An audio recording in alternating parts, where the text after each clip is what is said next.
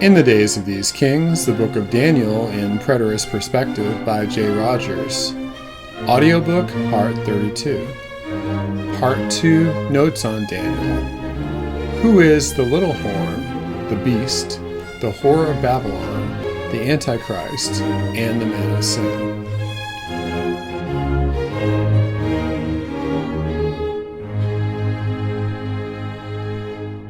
Who is the little horn, the beast, the whore of Babylon, the Antichrist, and the man of sin?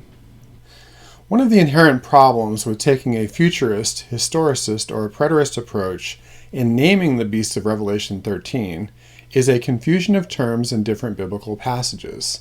Most assume from the outset that the Antichrist, the man of sin, the beast, the little horn, and the whore of Babylon are the same figure. I interpret these to be different figures. The fourth kingdom of Daniel. Rome at the time of Jesus and the apostles. Whether or not it can be seen as extending into the Middle Ages is ruled out by Daniel when he describes the great military might of the Roman Empire and the coming of the kingdom in Jesus' day. And in the days of these kings shall the God of heaven set up a kingdom which shall never be destroyed. Daniel 2:44. The little horn of Daniel 7. This is specifically Nero. Calvin thought it was the Roman Caesars beginning with Julius and his immediate successors, especially Nero through Vespasian. The beast of Revelation. Rome in the time of Jesus and the apostles, and in certain cases specifically Nero. The whore of Babylon. The city of Jerusalem. And in her was found the blood of prophets and saints, and of all who were slain on the earth. Revelation 18:24. The false prophet.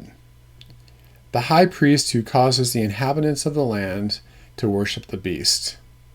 This speaks of the collusion between the Sanhedrin in Rome in crucifying Jesus and persecuting the saints. In my view of Revelation 13:17-19, specifically, the beast is Nero, Babylon is the city of Jerusalem, the whore of Babylon is the system of false worship at the temple, the false prophet is the high priest. The Antichrist.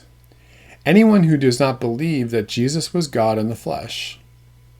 Antichrist is not described as one satanic entity, as the beast of Revelation, but as any person or teaching that denies the incarnation. The man of sin. The same figure as the Antichrist. I part company with most preterists here. I don't think that the man of sin can be Nero because of the context of the passage. Now we beseech you, brethren, by the coming of our Lord Jesus Christ, and by our gathering together unto him, let no man deceive you by any means, for that day shall not come, except there come a falling away first, and that man of sin be revealed. And now ye know what withholdeth that he might be revealed in his time. Only he who now letteth will let, until he be taken out of the way. And then shall that wicked be revealed.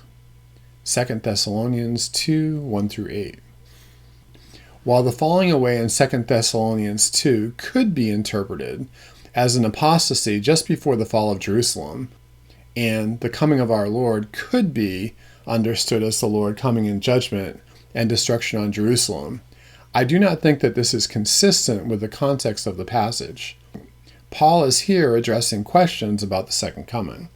He is saying that it will happen after a general apostasy, as described in Revelation 20:7-9 and elsewhere. I will address this more in another note below.